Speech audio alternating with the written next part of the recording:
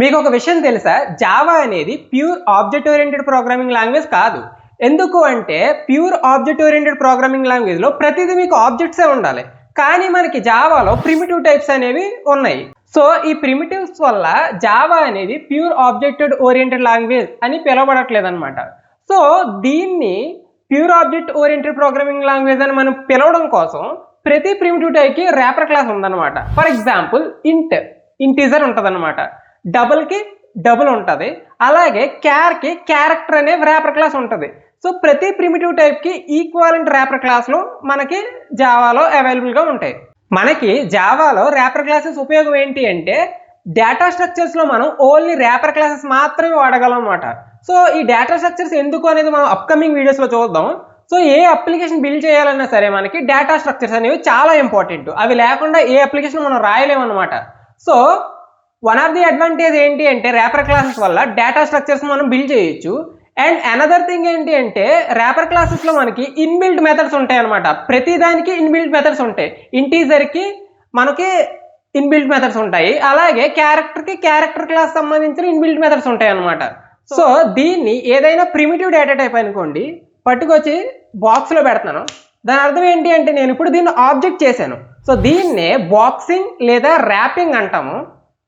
So రివర్స్లో మనం box నుంచి బయటకు తీసామనుకోండి అంటే మనం ఆబ్జెక్ట్ నుంచి అగైన్ మనం ప్రిమిటివ్ టైప్ చేస్తున్నాం. దీన్నే అన్రాపింగ్ లేదా అన్బాక్సింగ్ అంటాం అనమాట.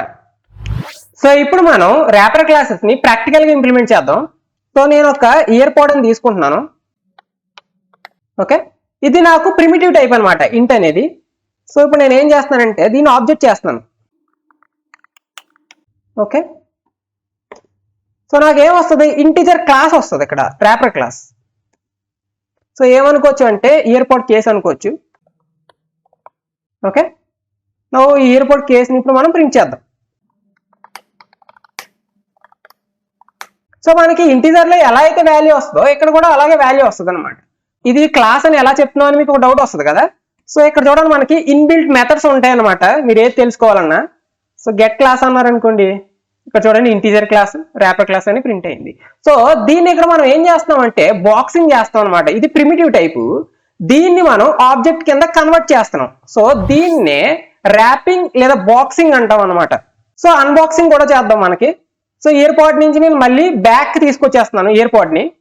సో అప్పుడు ఏం చేయాలి అంటే ఇయర్ పాడ్ కేస్ డాట్ ఇంట్ వాల్యూ అన్నారనుకోండి, మీకు బ్యాక్ వచ్చేస్తుంది వాల్యూ అనేది. సో తిరిగి నేను మళ్ళీ ఇంటిజర్లో సేవ్ చేసుకోవచ్చు. ఇయర్ పోడ్ బ్యాక్ అని పెడుతున్నాను. ఓకే, సో దీన్నే అన్రాపింగ్ అంటాం అనమాట. ఓకే, అన్రాపింగ్ లేదా అన్బాక్సింగ్ అంటాం. సో దీన్ని కూడా ప్రింట్ చేద్దాం. రన్ చేస్తే చూడండి మనకు వాల్యూ అనేది వస్తుంది.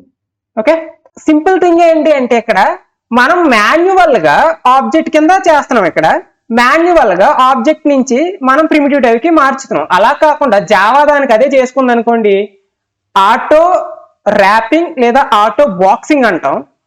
ఇక్కడ బ్యాక్ తీసుకొచ్చింది అనుకోండి ఆటో అన్రాపింగ్ లేదా ఆటో అన్బాక్సింగ్ అంటాం. సింపుల్. ఓకే, సో ఇప్పుడు నేను ఏం చేస్తున్నానంటే ఇక్కడ నేనేం క్రియేట్ చేయట్లేదు, ఆబ్జెక్ట్ జావా చూసుకుంటుందని వదిలేస్తున్నాను. ఓకే, ఇక్కడ కూడా నేను ఏం చేయట్లేదు, జావా చూసుకుంటుందని వదిలేస్తాను. సో ఇక్కడ చూడండి మనకి ఎర్రర్ అయితే ఏం రావట్లేదు. ఓకే, సో ఇక్కడ గెట్ క్లాస్ చేస్తున్నాను ప్రజెంట్. సో మనకి ఎర్రర్ ఏం రాదో రన్ చేసుకోవచ్చు అనమాట, సింపుల్. సో మీకు అర్థమైందని అనుకుంటున్నాను. సో ఇక్కడ ఏమైంది అంటే ఆటో బాక్సింగ్ లేదా ఆటో ర్యాపింగ్ అయ్యింది, ఇక్కడ ఆటో అన్బాక్సింగ్ లేదా ఆటో అన్రాపింగ్ అయింది అనమాట, సింపుల్. చాలా మందికి కామన్ గా ఉండే క్వశ్చన్ ఏంటి అంటే స్ట్రింగ్ అనేది ప్రిమిటివ్ టైపా లేదా ర్యాపర్ క్లాసా? సో స్ట్రింగ్ అనేది ప్రిమిటివ్ టైపు కాదు, ర్యాపర్ క్లాసో కాదు. ఎందుకు అంటే ప్రతి ప్రిమిటివ్ టైప్ కి మాత్రమే ర్యాపర్ క్లాస్ ఉంటుంది. స్ట్రింగ్ అనేది బోత్, ఈ రెండు కాదనమాట. స్ట్రింగ్ అనేది ఒక జనరల్ క్లాస్, మనం ఎక్కడ పడితే అక్కడ వాడుకుంటాం అనమాట.